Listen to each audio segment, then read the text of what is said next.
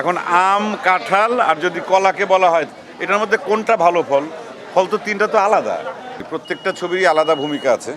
সবচেয়ে বড় কথা হচ্ছে ভেরিয়েশন তৈরি হয়েছে। আপনারা দেখলে আমরা সিনেমা বানাতে পারবো। সিনেমা বেঁচে থাকার জন্য আপনাদের সিনেমা হলে আসাটা খুব জরুরি। মিনিট খানেকের জন্য বা 40 সেকেন্ডের জন্য আমরা আছি ফ্যামিলি, এটা একটা ভালো লাগে। আমি যে কয়টা কাজ করেছি এটা তো নীতিগতভাবে প্রত্যেকটা কাজের জন্য আমার মানে আলাদা আলাদা আবেগ থাকবে। সেটা কম বেশি হওয়ার এখানে এটা অন্যায় হবে বিষয়টা। কিন্তু বনলতা এক্সপ্রেসে আমি মন্ত্রীর চরিত্রে অভিনয় করেছি। যারা এই গল্পটি জানেন তারা বুঝতে পারবেন মন্ত্রীর চরিত্র। তা মন্ত্রী একটা ছোটোবেলা আছে, তা সেই ছোটোবেলার চরিত্রে তানিম নূর বলল যে ভাই এই আপনার ছোটোবেলার চরিত্রে আপনার ছেলে শুদ্ধকে আমার একটু দরকার একদিন। আমি বললাম যে এটা ওর মার কাছ থেকে পারমিশন নাও। আমি জানি না এটা, কারণ ওর কখন কোচিং থাকে, স্কুল থাকে। ফাইনালি তানিম আমার মিসেসের কাছ থেকেই কথা বলে তারপরে পারমিশন, মানে সে বললো যে হ্যাঁ আচ্ছা ঠিক আছে, একদিন লাগবে, করলো। এর মধ্যে আবার বলা হলো যে ওই আমার যে ছোটোবেলা তার আবার একজন মার সাথে আছে, তা সেই হিসাবে আবার তাকেও দাঁড় করিয়ে দিল, আমার মিসেসকেও দাঁড় করে একটা ফ্রেমে আছি আমরা। আমি আমার ছোটোবেলা, তার বাবার চরিত্র আবার আমি। এটা দর্শকের কাছে আগেই বলে দিলাম আর কি, যাক একটা সারপ্রাইজ থাকতেই পারতো। দর্শক এটুকুর জন্য হলে যদি 10 জন দর্শক বেশি আসে সেটাও তো ভালো। এটা ভালো, এটা একটা সাক্ষী হয়ে থাকলো আর কি। একটা ফ্রেমে মানে মিনিট খানেকের জন্য বা 40 সেকেন্ডের জন্য আমরা আছি ফ্যামিলি, এটা একটা ভালো লাগে, এটা অন্যরকম ভালো লাগে। কবিতা মানে এটা তো ওই চরিত্র, সে তো আসলে রাজনীতি করতো এই স্টুডেন্ট লাইফে, তখন সে কবিতা লিখতো। যেমন আমাদের ইউনিভার্সিটিতে যখন আমরা পড়াশোনা করি তখন তো একই সাথে অনেক ধরনের মানে কাজের সঙ্গে আমরা যুক্ত থাকি ছিল, এখন আছে কিনা জানি না। যেমন আমরা পড়ালেখার পাশাপাশি একটু বিভিন্ন সংগঠন করতাম, কালচারাল সংগঠন, আবৃত্তি সংসদ বা কবিতা লেখা, মানে অনেক ছিল। এটা ঢাকা ইউনিভার্সিটিতে এখনও আছে। সেই সাথে আবার অনেকে একটু পলিটিক্যালি তারা ইন্টারেস্টেড।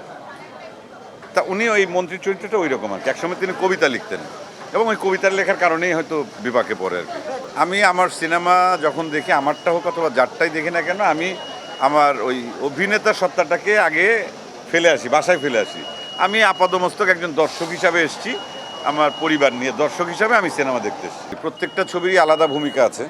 সবচেয়ে বড় কথা হচ্ছে ভেরিয়েশন তৈরি হয়েছে। এবারের ঈদে ম্যাক্সিমাম সময় কি যে হয়তো একটা বা দুটো সিনেমা অনেক ভালো করে, বাকি সিনেমাগুলো হয়তো গল্পের ধরনটা একটু আলাদা, সেইগুলো একটু অনেক পিছিয়ে থাকে অনেক সময় বা একদম মুখ থুবড়ে পড়ে।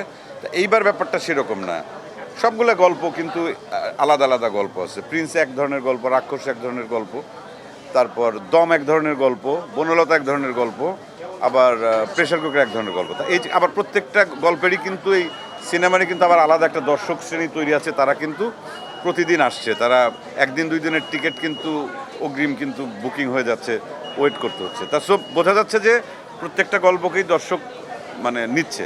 প্রত্যেকটা মানুষ আলাদা, তার স্বকীয় বৈশিষ্ট্য আছে, কারোর সাথে আসলে কারোর সাথে তুলনা করা যায় না।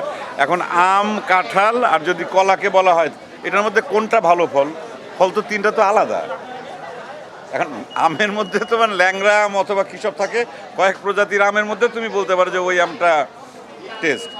কিন্তু প্রত্যেকটা অভিনেতা, প্রত্যেকটা গল্প, প্রত্যেকটা সবাই তো আলাদা সত্তা। তা এরা যখন কাজ করে প্রত্যেকে যার যার স্বকীয় যোগ্যতায় এবং তার মতো করেই কাজ করে। এখন কেউ যদি কারোটা পছন্দ করে অপছন্দ করে, সেটা একদমই দর্শকদের লেভেলের ব্যাপার। এটা দর্শকদের উদ্দেশ্যে সবসময় একটা কথাই বলি, সেটা আজকে বলছি না। সেই প্রথম সিনেমা আমার রিলিজ হয়েছিল 2006 সালে, রূপকথার গল্প। তখন অবশ্য সোশ্যাল মিডিয়া এত এক্সিস্ট করতো না একদমই। তারপরে মনপুরা, তখন থেকেই ক্যামেরার সামনে দাঁড়ালে একটা কথাই বলি, আপনারা সিনেমা হলে এসে সিনেমা দেখুন, টিকিট কেটে সিনেমা দেখুন। কারণ আপনারা দেখেন সিনেমা, সে কারণে আমরা সিনেমা বানাই এবং আপনারা দেখলে আমরা সিনেমা বানাতে পারবো। সিনেমা বেঁচে থাকার জন্যে আপনাদের সিনেমা হলে আসাটা খুব জরুরি, এটাই বলবো।